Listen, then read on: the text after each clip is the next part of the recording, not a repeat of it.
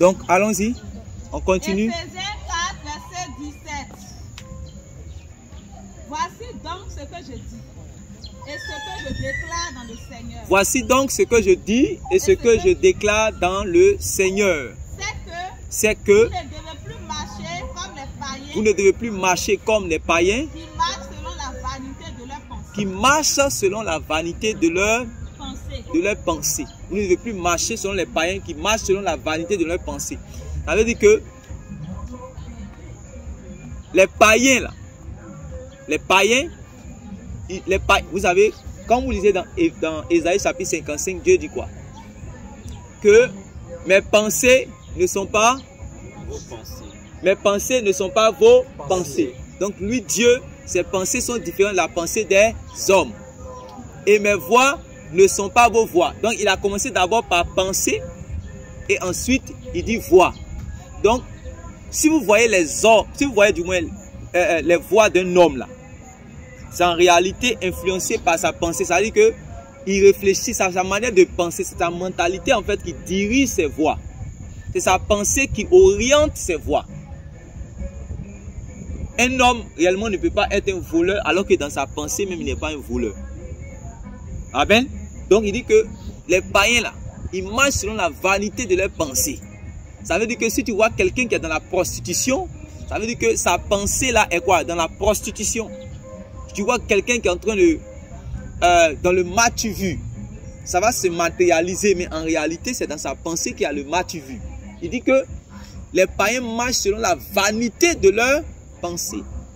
C'est-à-dire que leurs pensées sont vaines. Donc la transformation doit commencer à partir d'où ça? La pensée.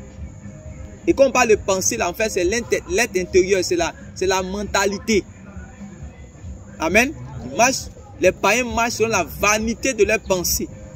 Nous, avant que nous ne connaissions le Christ, pour apprendre le Christ, pour connaître les voies de Christ, nous marchions comme les autres hommes. Mais on dit les hommes, ils sont dirigés par leurs pensées. Parce que Dieu disait par Ésaïe que mes voies ne sont pas les voies des hommes et mes pensées ne sont pas les pensées des hommes. Donc il faut que tu puisses être en Jésus-Christ pour pouvoir avoir les mêmes pensées que Dieu. Amen. On est en Jésus-Christ pour pouvoir avoir les mêmes pensées que Dieu. Et si tu as les mêmes pensées que Dieu, tu pourras imiter Dieu. On dit que nous sommes imitateurs de Dieu parce que nous avons les mêmes pensées que Jésus-Christ. Alors que Jésus-Christ est un en réalité avec son Père. Amen. Voilà. Oui. Verset 18. Ils ont l'intelligence obscurcie. Ils sont étrangers à la vie de Dieu à cause de l'ignorance qui est en eux. Voilà. Donc, quand quelqu'un, au lieu de chercher les conseils dans la parole de Dieu, va aller chercher des conseils réellement chez qui? Les coachs du monde. Qu'est-ce qui va se passer? Ta vie réellement sera dirigée selon les conseils des coachs du monde. Amen. Amen. Et ça sera réellement pour ta perdition. Ici, Dieu avait laissé des conseils salutaires. Dieu a laissé des conseils salutaires. Tu as laissé ces conseils salutaires là pour aller placer ta confiance. Si ce n'est pas dans les coachs, c'est que c'est dans les films de telenovela. On dit ceux qui font ces choses-là, c'est selon la vanité de leurs pensées. Amen.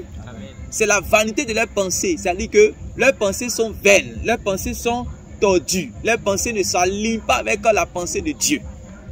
Amen. Amen. Donc, toi, tu dois trouver conseil et sagesse réellement où ça? Dans la parole de Dieu. Si tu ne veux pas vivre comme un païen, il faudrait que réellement ce que les païens aiment, ce que les païens réellement acclament, ce que les païens écoutent, toi, tu ne dois pas réellement écouter ça, aimer ça. Si tu aimes ça, tu écoutes ça, ça va t'emmener aussi à faire comme eux. Est-ce que vous me comprenez? Ça va t'emmener à faire comme eux. Oui? À cause de l'endurcissement de leur cœur, ayant perdu tout sentiment, ils se sont livrés à la dissolution pour commettre toute espèce d'impureté jointe à la cupidité. Ok. Oui? Mais vous, ce n'est pas ainsi que vous avez appris Christ. Oui, non. Ce n'est pas ainsi que vous avez appris Christ. Ça veut dire quoi? Quand vous lisez dans le livre de Romains, chapitre 12, à partir du verset 1, l'apôtre Paul exhorte réellement les saints à offrir leur corps comme un sacrifice. Amen. Et à être renouvelés où ça? citer le verbe. À être renouvelé, comment? Le renouvellement de l'intelligence. À connaître ce qu'on appelle quoi? Le renouvellement de l'intelligence. Je vais vous prendre un exemple. Vous faites sortir un prisonnier par grâce présidentielle. Il a commis réellement ses abominations, il a commis ses crimes, on l'a pris, on l'a mis en prison, on l'a enfermé.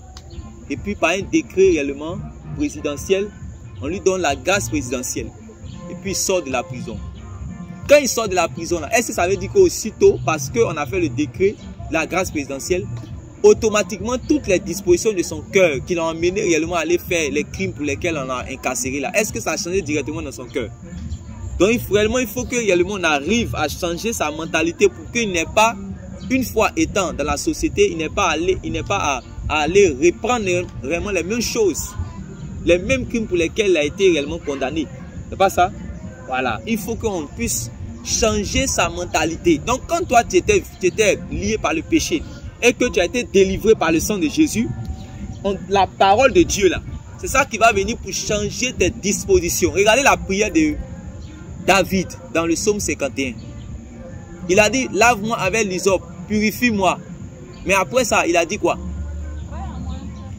Crée en moi un cœur pur, renouvelle en moi un esprit bien disposé. C'est vrai que tu m'as pardonné. C'est vrai que tu vas me laver. C'est vrai que tu vas me laver avec l'hysope. Dans notre cas, on va dire avec le sang de Jésus. Amen. Amen. Mais si mes dispositions n'ont pas changé, je vais retourner, après avoir été lavé par le sang, là, je vais retourner encore dans les mêmes travers. Et en réalité, la plupart des gens qui, leur vie est semblable à des montagnes russes. Tantôt ils sont en bas, tantôt ils sont en haut. Leur vie réellement est semblable à des scies.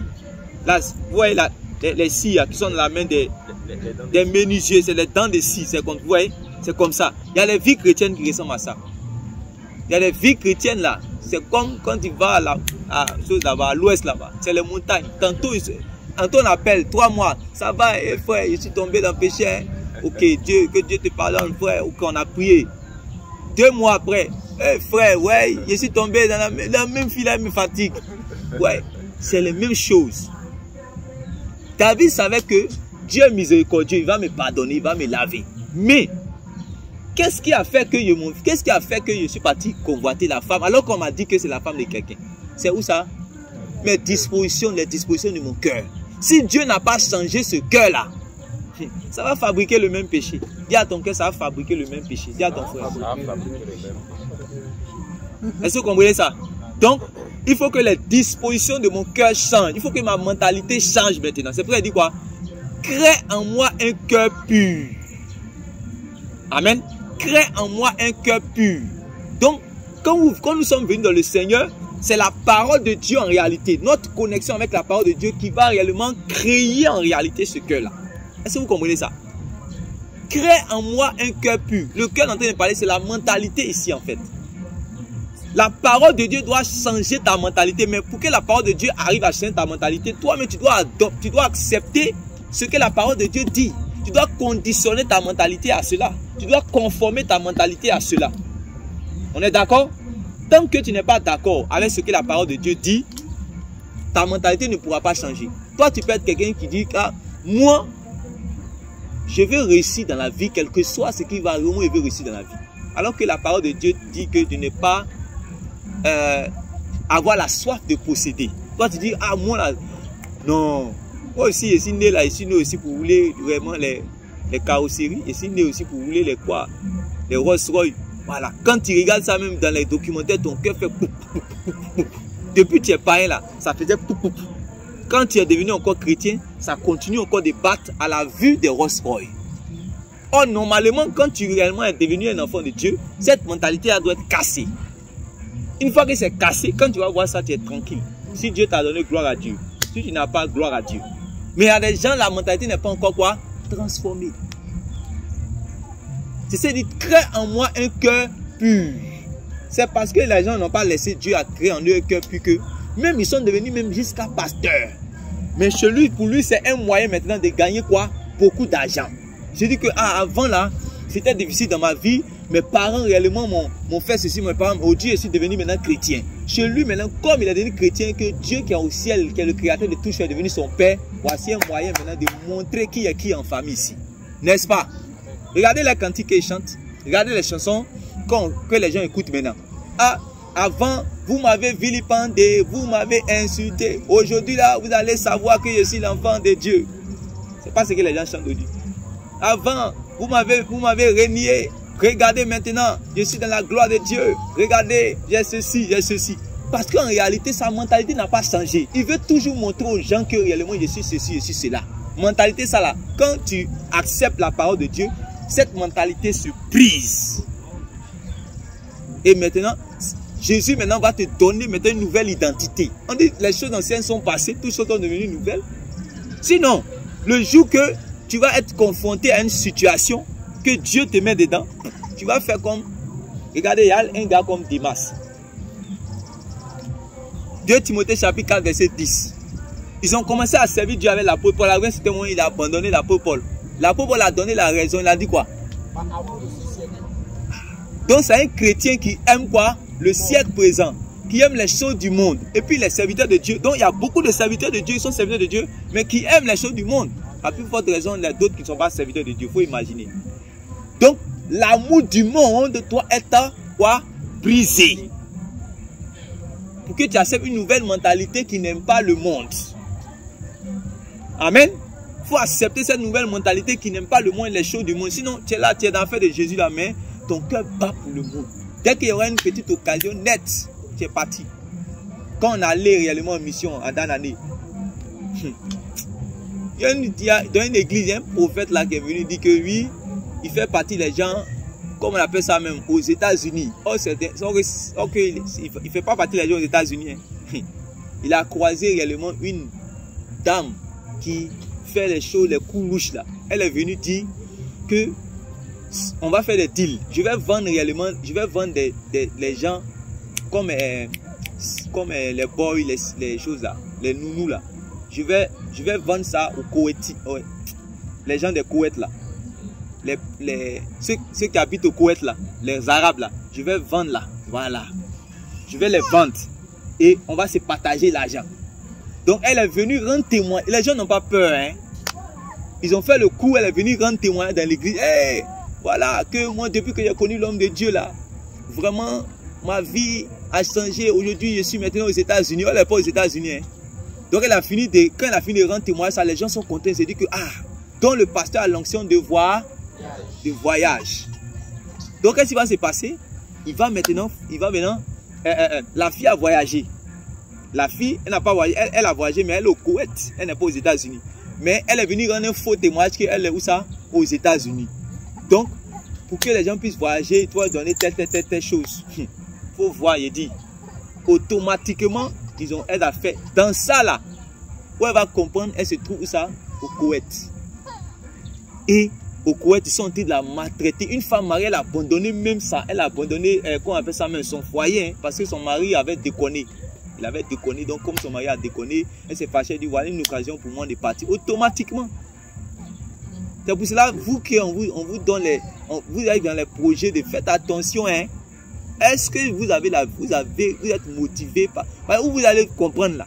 Ou voilà, toi tu voulais partir où ça? Aux États-Unis ou bien en France ou bien dans tel pays, te voilà, il y a beaucoup qui sont en Libye, ils sont enchaînés comme des esclaves. Oui ou non? Oui ou non? Mais qu'est-ce qu'ils les envoient là-bas? Le désir. Voilà. Le désir. Dis non, il y a fui la malédiction en Côte d'Ivoire. Quand ils seront aux États-Unis, je serai béni.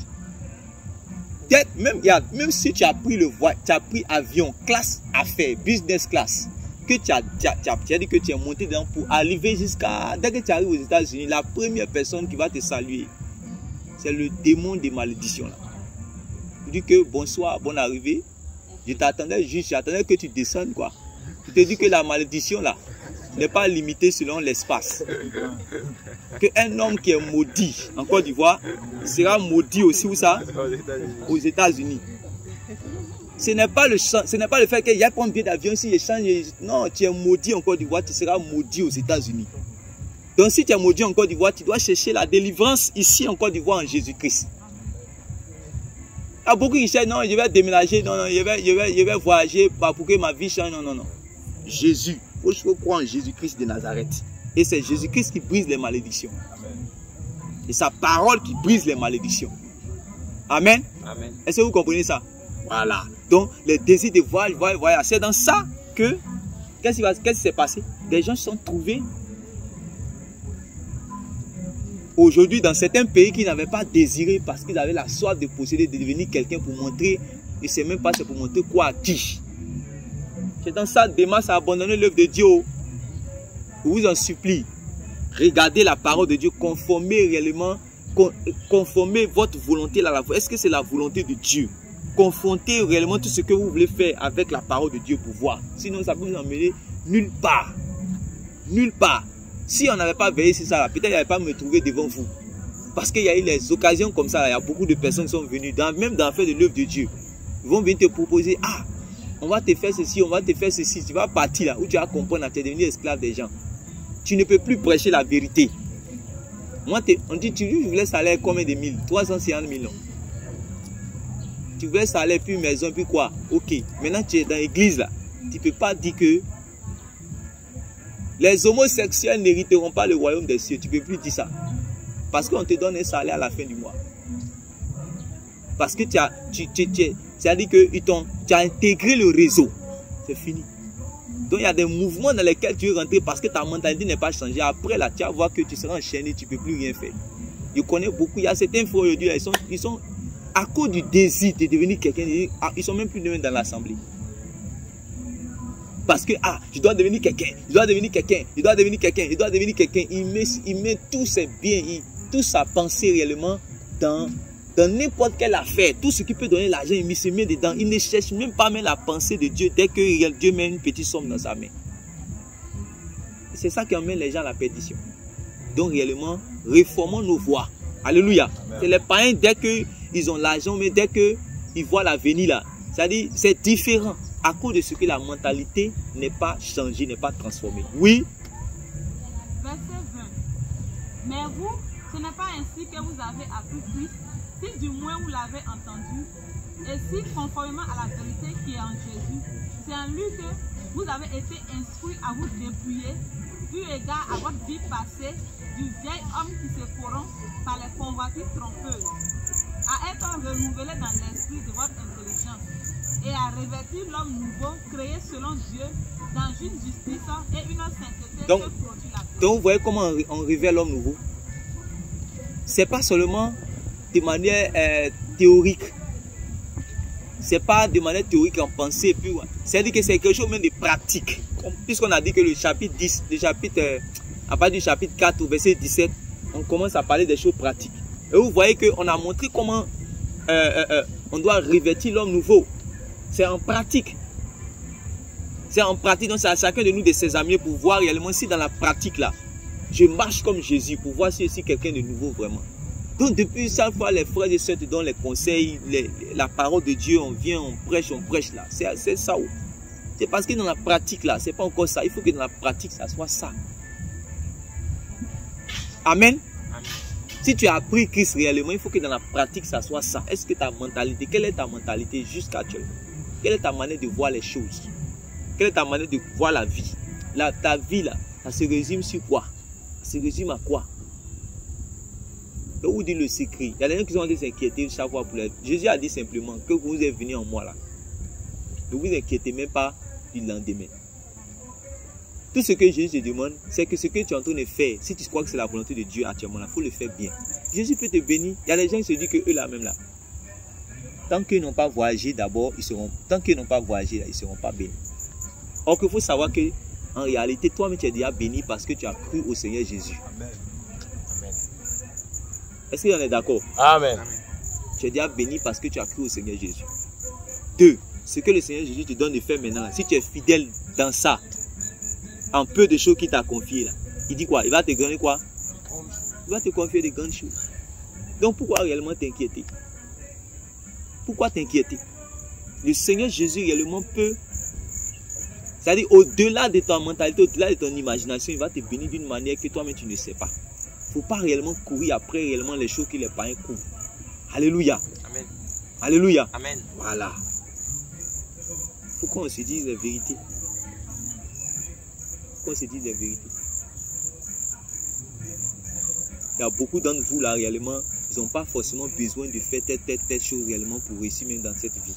Pas besoin. Il faut placer ta confiance en Jésus, il faut servir le Seigneur fidèlement. Il va s'occuper de ton avenir, il va s'occuper de toi. Amen. Tu es un étudiant, il faut continuer à étudier. Tu es dans tes affaires, il faut réellement servir le Seigneur et il faut être fidèle dans ce que tu fais. Je vous ai expliqué le témoignage la dernière fois. Il y a un frère qui a un très bon témoignage et quand il rend son témoignage, ça touche les âmes. Donc, un jour, le pasteur organisait un programme et il dit, tu vas rendre témoignage. Ok. Donc, il a compris. Et il était un mécanicien. C'est-à-dire qu'il réparait les pièces des caterpillars, des choses comme des caterpillars. C'est des choses qu'on donc c'était. Et puis, les gens le connaissaient pour son sérieux. Voilà. Les gens savaient que vraiment, il était quelqu'un de sérieux, tout ça. Et puis, le même jour, il doit venir rendre témoignage à 18 h. Voilà, maintenant, un millionnaire qui l'appelle. Voilà, j'ai une pièce là, j'ai cherché les gars, mais il n'y a pas quelqu'un qui a pu faire ça. Est-ce que toi, tu peux réellement, tu peux faire ça pour moi? Or, quand il regarde, il sait qu'à 18 h aussi là, il a un programme, il doit finir réellement, peut-être à 22 h là-bas. C'est un programme réellement d'évangélisation, tout ça, il doit rendre son témoignage pour que les âmes soient sauvées. Or, il a rendez-vous réellement par rapport à son client, avec son client. Donc il était là à lutter. Après, il est allé par amour du Seigneur à l'évangélisation. Et ce jour-là, quand il a rendu son témoignage, les âmes ont été gagnées. Mais il avait rendez-vous seulement avec, comment on appelle ça même, il avait rendez-vous avec le monsieur. C'est-à-dire qu'il devait prendre l'appareil même depuis le matin, comme ça, jusqu'à dans l'après-midi. Il peut se concentrer parce qu'on ne peut jamais finir, depuis que lui il est dans la mécanique là, il ne peut pas finir ce travail là en une petite période de temps. Je ne sais pas si vous comprenez. Donc il devait avoir ça depuis le matin, peut-être pour commencer à gérer jusqu'à 18 h. Le gars allait prendre sa chose pour partir. Ou bien même le lendemain, le gars allait prendre sa chose pour partir. Mais en fait, il a fini tout son programme. Quand il est arrivé à la maison, il est déjà fatigué. Et puis voir que même c'est impossible pour lui de faire. Donc il était même un peu découragé. Il était content parce que les âmes ont été gagnées. Mais peut-être qu'il a les difficultés matérielles. Mais s'il faisait le travail, peut-être ça allait lui donner l'argent. Il était de quoi? Il s'est couché maintenant. Dis à ton voisin Dieu. Faut dire Dieu. Dieu. Quand il s'est couché là, Dieu lui-même maintenant va devenir son mécanicien, le vrai mécanicien. Alléluia. Dieu lui donne une vision. Et dans la vision là, il lui montre réellement les pièces cachées. Comment est-ce que réellement, c'est-à-dire le problème, parce qu'il faut réfléchir. Pour faire ce travail, il faut réfléchir. Donc lui, il savait que, il sait qu'il ne peut pas réfléchir, c'est pas possible. Donc il était découragé, il dormait, c'est au milieu de la nuit là-bas. Vers 3 h, 4 h là-bas, que Dieu lui donne songe et Dieu a monté le barème. Tout. Quand il s'est réveillé en même temps, il a trouvé la pièce angulaire. La pièce réellement qui était cachée là, qu'il devait placer là. Quand il a fait ça net, il a été béni. À partir de ce moment-là, le millionnaire a dit, quoi? Comment toi tu as pu faire réellement ce travail-là? À partir de ce moment, il a commencé à voir les marchés. Ce gars est devenu un ingénieur, il a fait quoi? Il a fait les sociétés comme les Caterpillar là. Il a fait ça, de grandes sociétés comme ça aux États-Unis. Et il est devenu millionnaire. Et dans son entreprise là, chaque 10 h, on met pause. On appelle les prédicateurs aux États-Unis pour venir prêcher. Chaque 10 h, on met pause. Et puis, on doit te prêcher. Tous ceux qui travaillent là-bas, on les prêche. On permet aux évangélistes de rentrer, de prêcher la parole de Dieu. Ouais, parce qu'il était fidèle quoi, en peu de choses. Dieu lui a donné quoi? Des grandes choses. Tout est là, tu cours, tu te fatigues. Ce que Dieu t'a donné de faire, la volonté que tu te demandes de faire, pour faire ça, faut lui faire confiance un peu quand même. Alléluia. C'est les païens là, ceux qui sont là courir quoi. Il est devenu quoi? Jésus a dit, il faut placer réellement ta confiance en lui. Ton avenir, il faut poser ça. Ton lendemain, il faut placer ça en lui. Il faut être fidèle dans ce qu'il te dit de faire. Il faut bien faire ça. Tu vas voir si lui réellement, il est un père irresponsable ou bien il est un père responsable. C'est ce qu'il a dit même au temps de Malachie. Il dit, mettez-moi un peu à l'épreuve. Il faut me faire un peu confiance quand même. Il pour me faire un peu confiance, tu vas voir que tu n'as pas besoin, un riche monde n'a pas besoin réellement de dire que ah, si je ne fais pas vraiment. Souvent il y a des personnes qui reçoivent un appel de Dieu, tu dis que viens me servir. Tu dis ah, si je laisse ça, si je laisse là, tandis de lutter dans si je laisse ça, si ce salaire minable là, je vais dire ça comme ça, parce que c'est minable devant réel. Le problème c'est que tu vois le salaire de Dieu, quand tu vas aller souffrir, suer, prier pour les gens, aller évangéliser dans les rues, tu vois ça comme minable. Alors que c'est ce que tu es en train de faire, 150 000 par mois, 200 000 par mois, c'est très minable.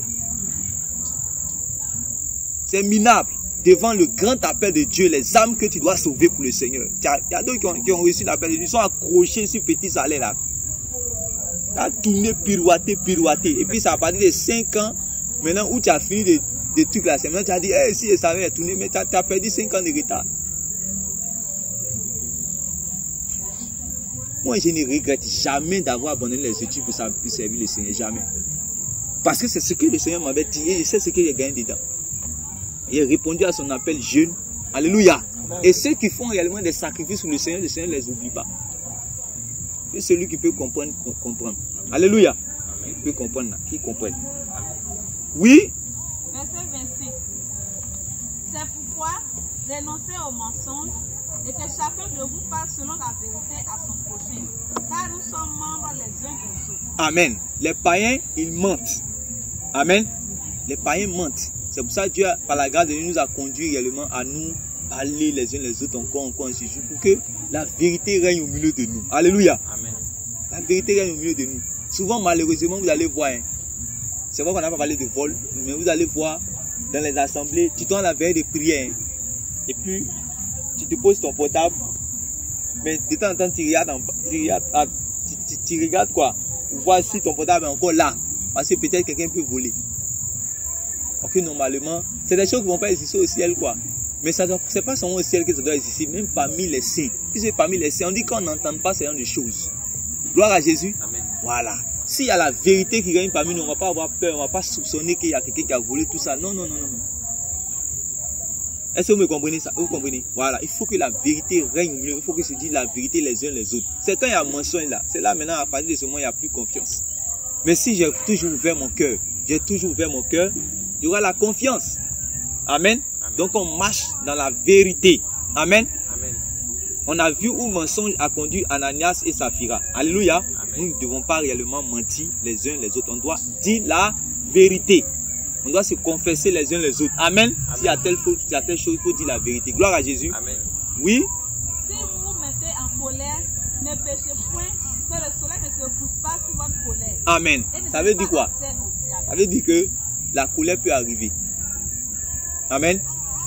Maintenant, si la colère est arrivée là, on dit de ne pas faire quoi? De ne pas pécher. Parce que quand tu es en colère, tu peux faire quoi? Quelqu'un peut dire quel genre de péché que tu peux faire quand tu es en colère?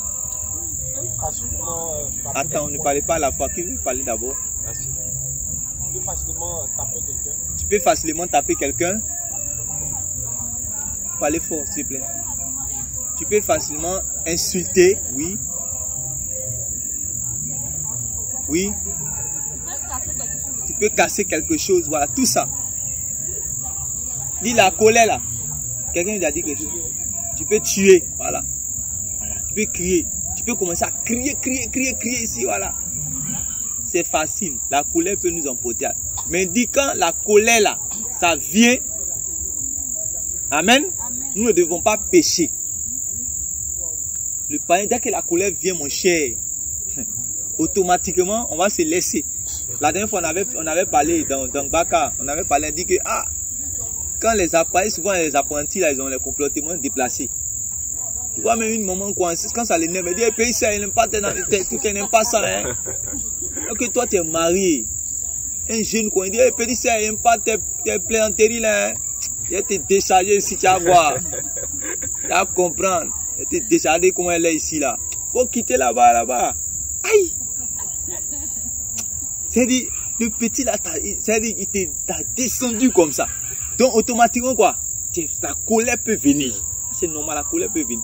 Mais on dit, quand la colère est là, il ne faut pas pécher. Dis à ton frère, quand la colère est là, il ne faut pas pécher.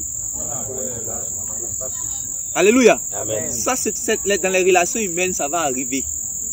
Que ce soit même dans le foyer, que ce soit dans l'église, que ce soit au travail, partout, il peut y avoir des choses, des bousculades, des choses qui vont susciter la colère, hein, Élisée. Mais la maîtrise du soi. On doit se maîtriser pour savoir qu'on ne doit pas pécher. Amen. La colère n'est pas une excuse pour pécher.